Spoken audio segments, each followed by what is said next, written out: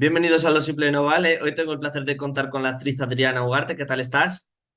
Muy bien, muchísimas gracias.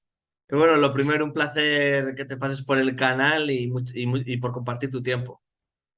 Muchísimas gracias a ti por contar conmigo y por tu paciencia. No te preocupes que demasiado que participas. Bueno, vamos a repasar tu trayectoria como profesional y la primera pregunta que te tengo que hacer es, ¿cuándo tuviste claro que te querías dedicar a este mundo, a esta profesión? Pues creo que lo tuve claro desde muy pequeñita. Yo creo que tendría como 5 años y es verdad que en casa, desde muy pequeños, pues a mi hermano y a mí nos llevaron al cine, al teatro, en casa veíamos muchas pelis y había algo de ese universo que me parecía muy mágico y muy misterioso. Y cuando veíamos una peli y se apagaban todas las luces del cine o las luces del salón, me parecía que, no sé, que lo que pasaba ahí dentro era bonito, ¿no? Y a lo mejor ser una persona tan tímida quizá influyera en sentirme como protegida en ese cuerpo de personaje, ¿no? Siendo otras personas. ¿Cómo te surgió tu primera oportunidad? Pues la primera oportunidad fue un cortometraje que se llamaba Mala Espina y lo dirigió Belén Macías sobre una niña con un brote de esquizofrenia. Yo estaba haciendo un curso de interpretación ante la cámara con un profesional que se llama Luis Jimeno, que él era director de casting de Hospital Central por aquel entonces, y a ese curso asistió una amiga de Belén Macías que me dijo que en esa época estaba haciendo casting a chicas de mi edad. Entonces fui al casting con mi padre, súper nerviosa, hice 2 castings, recuerdo. Primero una entrevista en su oficina donde teníamos que leer y ahí fui con mi padre y la segunda recuerdo que nos vimos en un Vips que estaba al lado de casa de mis padres, estaba al lado de la Glorieta de Bilbao y yo iba súper nerviosa, a ese fui sola y recuerdo que ella me tenía que decir algo, me llamaba al día siguiente. Wow.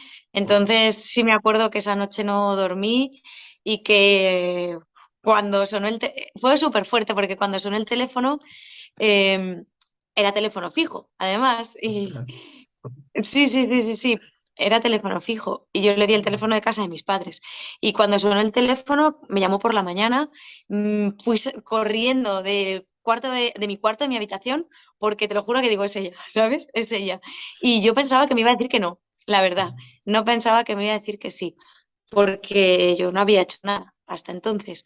Y yo pensaba que, a ver, había otras personas que ya habían hecho trabajos y entonces pensaba que me iba a decir que no y me dijo que sí, que adelante y fue como a la vez una mezcla de ilusión, llanto, responsabilidad, agobio.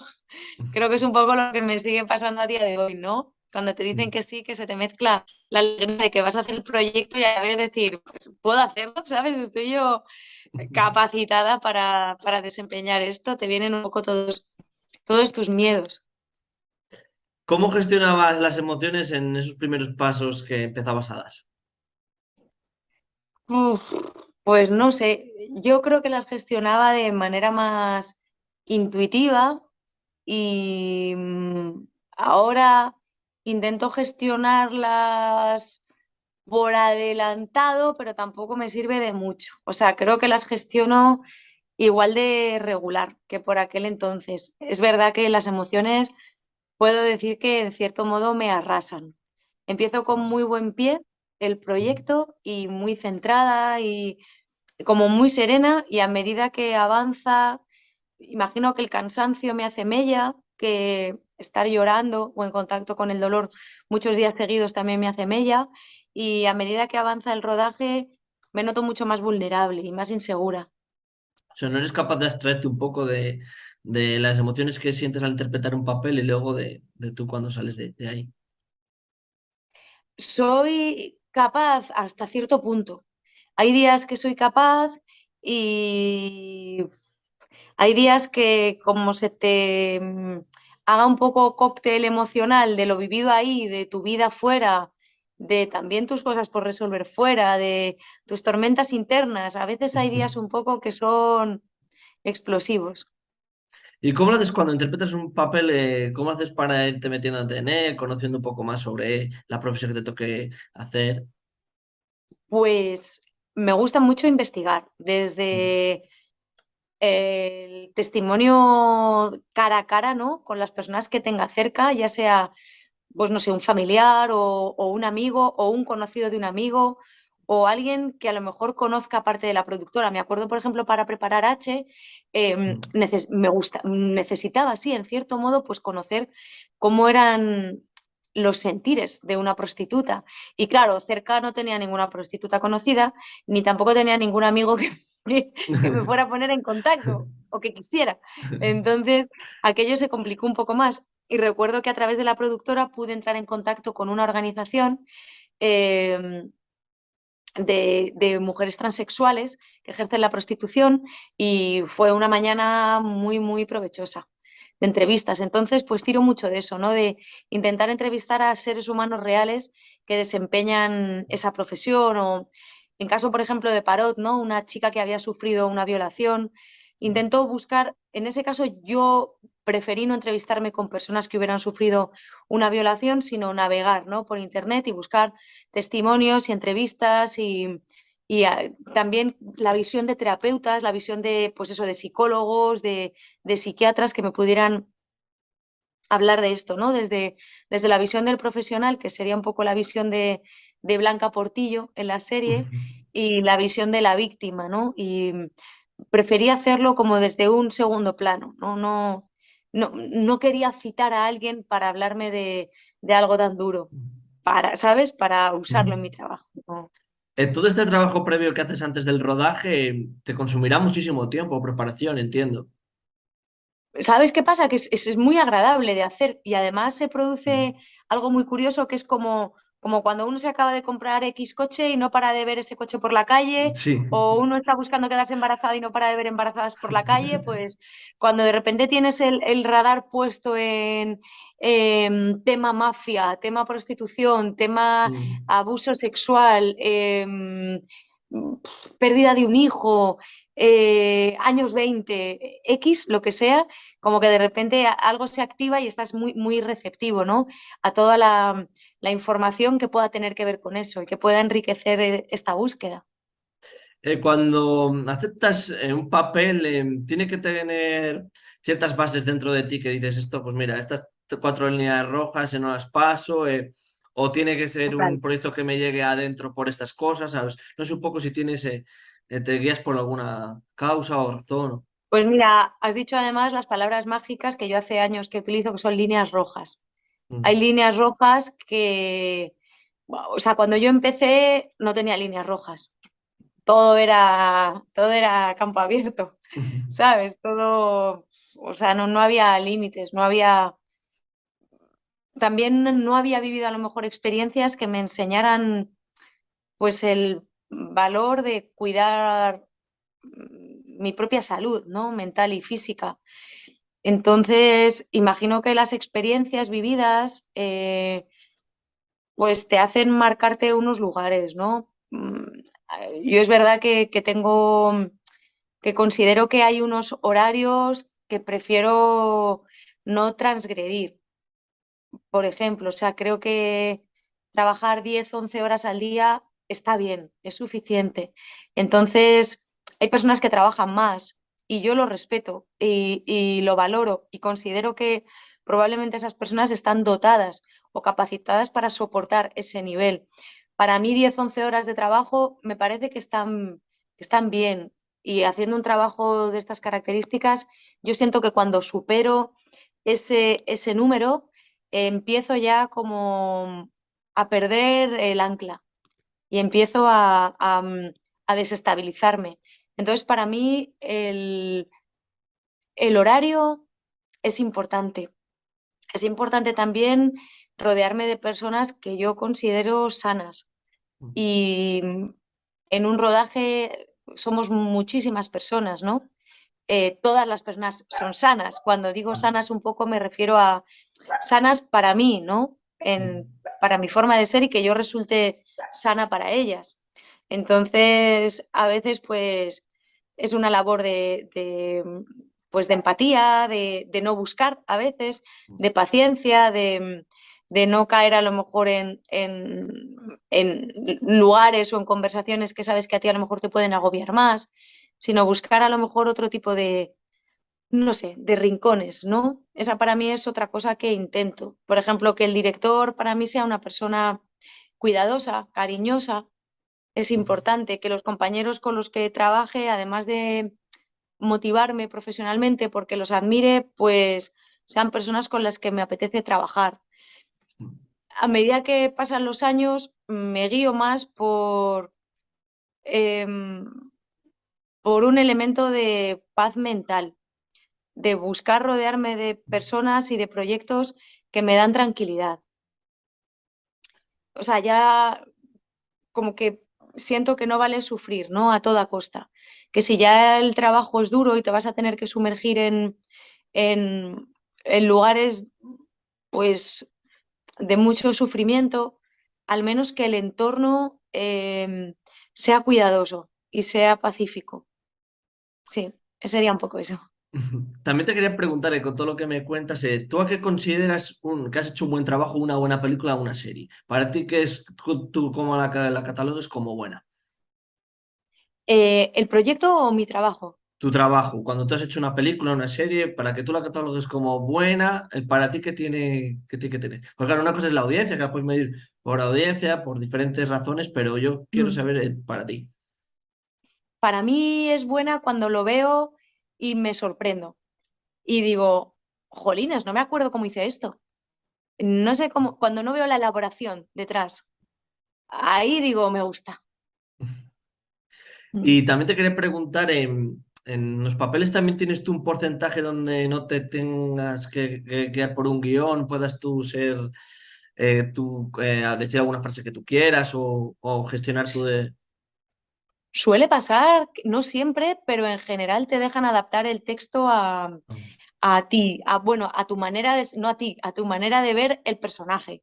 Y luego hay proyectos, por ejemplo, en Heridas me ha pasado que Juanma Pachón y Norberto López nos permitían improvisar Ostras. en toma y se han quedado con cosas y momentos que son improvisaciones.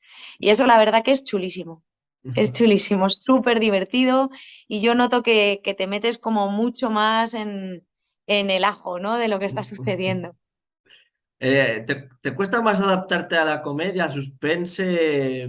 Cuéntame un poco si o te da o te adaptas fácilmente a cualquier categoría. Bueno, la verdad que comedia he probado muy poquito, Sí. entonces no te puedo decir si me adapto más o menos, pero me gustaría mucho probar más, la verdad, porque me parece que pues es un género completamente distinto y muy desconocido para mí y creo que sería un lugar en el que verme muy vulnerable y en el que aprender. Vale, ahora si quieres vamos a pasar a repasar alguna de tus series y de tus películas. Y bueno, te quería preguntar por Cabeza de Perro, que fue una de las primeras películas que hiciste. ¿Qué tal? ¿Qué supuso para ti? Pues, Cabeza de Perro para mí fue, pues imagínate, el momento de aterrizaje total. Mi primera película, recuerdo que hice el casting con dos compañeras, directoras de casting a las que admiro mucho y con las que he tenido la suerte de poder trabajar mucho, con Yolanda Serrano y Eva Leira. Hice el casting con ellas. Recuerdo que fue un proceso de casting lento. Hicimos un casting en Madrid, luego hicimos otro casting en Sevilla, o sea que la directora de casting y yo cogimos el AVE para ir a Ostras. Sevilla, ojo, y luego hicimos un tercer casting en Madrid, otra vez con los productores. O sea, aquello fue largo ojo, y fue un poco el casting infinito. Y recuerdo que no me dieron la respuesta en el momento. Yo me fui de viaje con una amiga a Barcelona, con una amiga Ostras. del cole. Eh, y nos fuimos a Barcelona, estábamos en un albergue juvenil, ahí recogiendo las mochilas ya para irnos a desayunar, y me llegó un mensaje que me habían cogido para la peli. Y recuerdo llorar. Y luego, Joder. el rodaje de la peli, pues Muy chulo, está rodando con Juanjo Ballesta, que me parecía y me parece un súper actor, con muchísima experiencia, con mucho talento, con mucha verdad y me ayudaba mucho tenerlo al lado para ver cómo se manejaba, ¿no? A nivel técnico y a nivel interpretativo y verle que no tenía ningún miedo.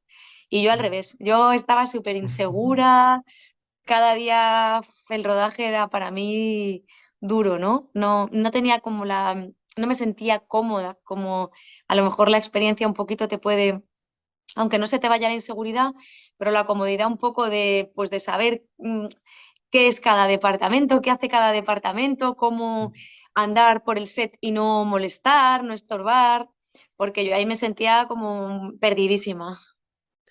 Y siguiendo un poco por las películas, luego te hablaré de las series. Participar en una serie en una película de animación, perdón, como Tadeo Jones 2, ¿cómo fue esa experiencia? Totalmente diferente a todo lo que habéis hecho. Pues muy bonita, me sorprendió porque nunca había hecho algo así y me divertí muchísimo. Me ha pasado un poco haciendo también podcast, cuando notas que solo trabajas con tus emociones y tu voz, pero no con tu imagen, ¿no?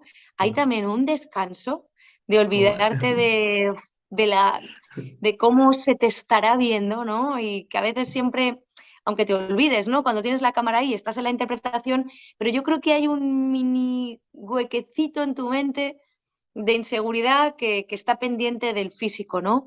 Y hay algo para mí que descansar de eso me gusta mucho.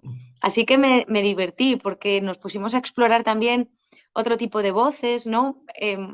Decidimos que el personaje Tiffany Mace tuviera una voz más nasal y me pareció divertidísimo. Mucho, mucho. Es algo que me encantaría repetir. Pues bueno, a ver si también te surge otra oportunidad. Y bueno, sí. Ojalá, ojalá. Y bueno, también en hacer una película en Francia también. ¿Cómo fue esa experiencia totalmente también? Otra experiencia nueva. Pues fuerte, fuerte porque esto también fue curioso porque me llegó a través de mi representante, me llegó bueno, pues de alguna manera la solicitud así o el interés, ¿no? De Daniel Otey de que participara en su película. Y Daniel Otey es un actor que yo he admirado desde adolescente. Ostras. Entonces yo pensaba que era broma, ¿sabes? Que era coña. Cuando me dijeron que estaba Sandrine Kiberlén, que estaba Gerard Depardieu, dije, no, Ostras. venga. Entonces, pues el director me quería ver en persona en París, entonces cogí un avión y luego un taxi que me llevó al hotel en París donde me estaba esperando para comer. Y yo ya verás que ahora no voy a dar pie Joder. con bola, no voy a decir ni buenas tardes ni nada. Y era como, aquí es que no podía haber trampa ni cartón, era sentarme a comer con él y empezar a hablar en francés. Y pues no sé, y parece que él estaba convencido y que quería hacer la peli. Y bueno, hicimos la peli y fue mi primera experiencia de trabajo internacional. Entonces, literalmente, pues me mudé a un piso en Ostras. París. Y muy chulo porque el equipo era muy majo y me hice bastante amiga de el departamento de vestuario. Entonces, pues salía con ellas, quedaba a cenar. A la vez, había ratos que me sentía un poquito sola Joder. porque tampoco conocía a mucha gente y al final como que no es tu ciudad, no es igual que llegar del rodaje y estar en tu casa, ¿no? Entonces fue también una experiencia muy buena también para coger herramientas mmm, y coger un poco como independencia, ¿no? Ya al cabo de una semana y media dije, pues mira, no me voy a quedar encerrada en casa.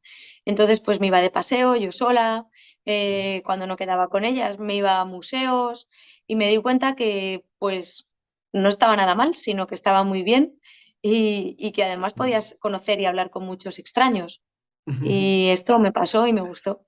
Bueno, ¿la comida te gustaba o no? Jo, mucho, se come Ah, demasiado bien, ostras.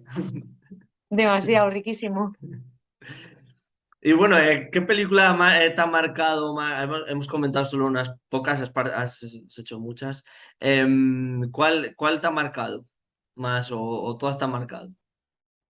Todas, todas por alguna razón me han marcado, porque yo qué sé, con todas he pasado momentos muy felices y momentos un poquito más duros.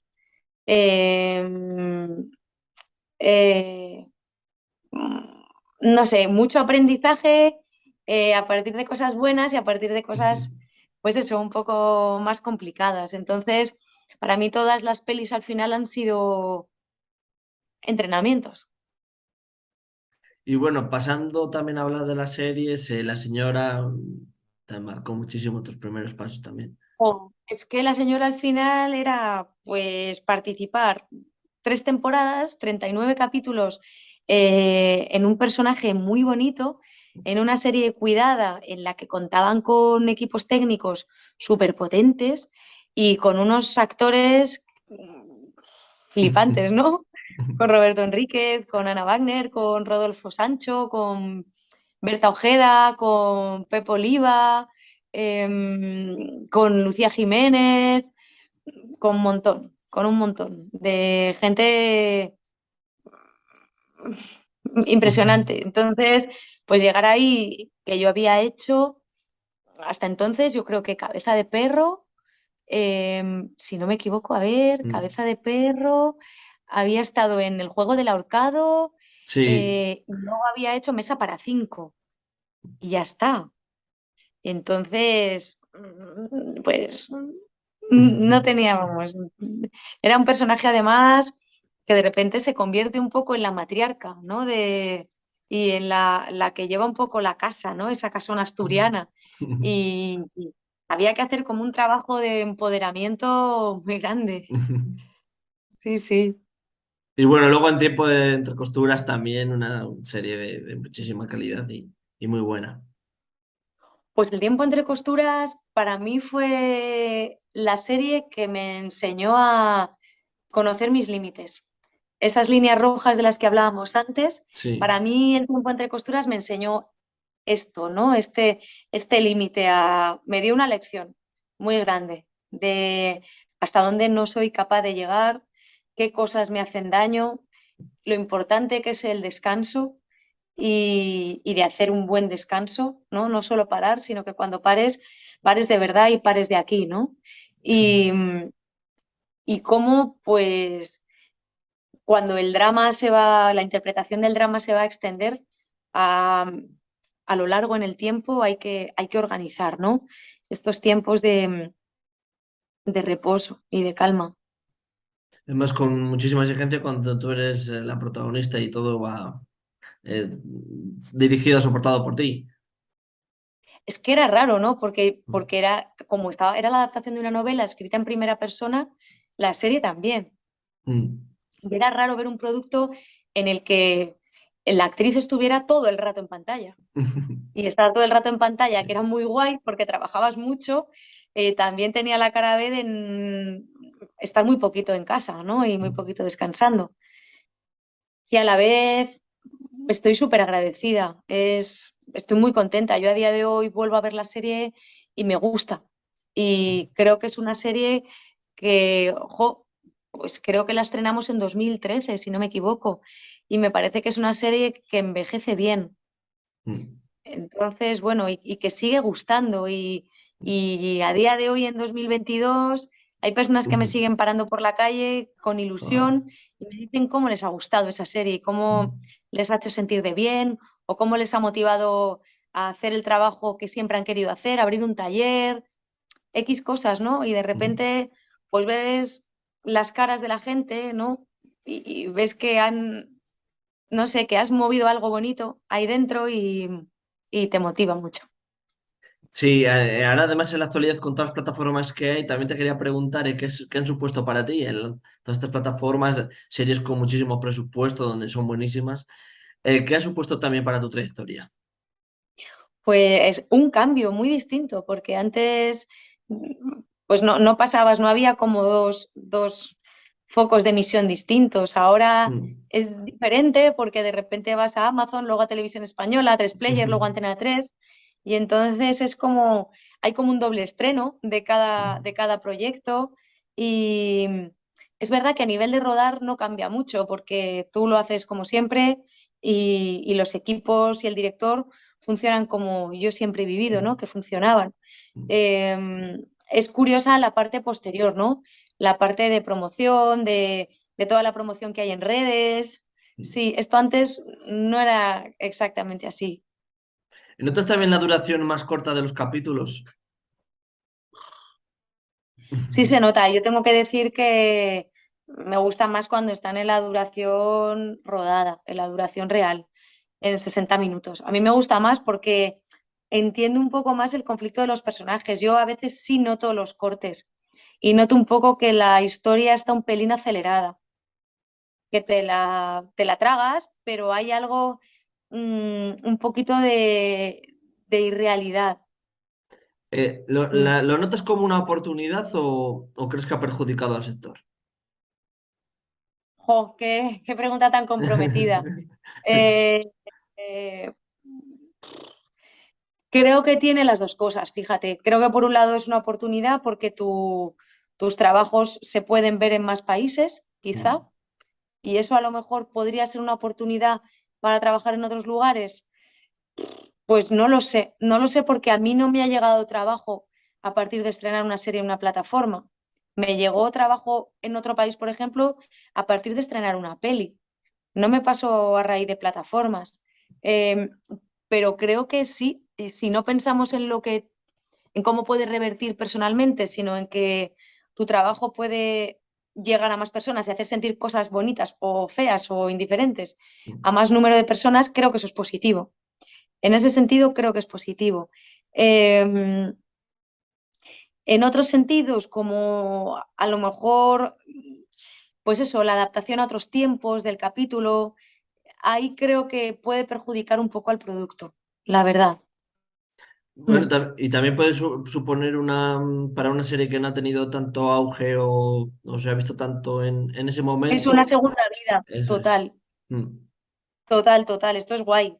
Es una segunda vida y de repente pues estar, y por otro lado, ¿no? De repente cuando a lo mejor has trabajado menos, gracias a una plataforma, estás más tiempo expuesta en el mejor sentido, ¿no? De repente dices, ala, pues no tengo otro proyecto ahora que mostrar o que enseñar, pero gracias a que estoy en Amazon y ahora en televisión española, estoy más meses en contacto con el público, ¿no? Y eso al final mueve más trabajo. Así que, claro, o sea, tiene muchas cosas muy, muy, muy buenas.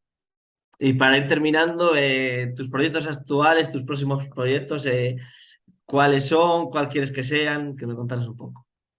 Pues ahora vamos a estrenar Heridas después del Mm. verano en Antena 3 y vamos a estrenar en cines Lobo Feroz el 27 de enero de 2022. O sea, de 2023, 2023, perdón. sí. Sí, sí, sí, de 2023. Y bueno, ahora la verdad que estoy muy centrada en mi nueva vida rural y, y me gustaría mucho hacer también, pues no sé, a lo mejor experimentar otros géneros, ¿no? Como lo que hablábamos de la comedia, me gustaría. Y bueno, ya para terminar, la última pregunta que te hago, si tienes algún deseo o cómo quieres terminar el año. Jo, pues quiero terminarlo creyendo en las cosas bonitas que me suceden y deseando muchas cosas bonitas a todo el mundo. Hasta a las peores personas les deseo Ostras. cosas bonitas para que ojalá se les cambie la forma de ser. A ver si Sí, suerte. sí. Bueno, pues Adriana, muchísimas gracias. Ha sido un placer contar contigo y un fuerte abrazo. Oh, muchísimas gracias a ti. Me ha encantado y me encanta cómo te preparas las entrevistas, cómo investigas nuestros trabajos, cómo nos lanzas preguntas para pensar y tu energía tan cercana y tan humilde. Me encanta. Pues muchísimas gracias a ti por decirme estas Muchas cosas. gracias, Alberto. Un abrazo. Un Adiós. abrazo.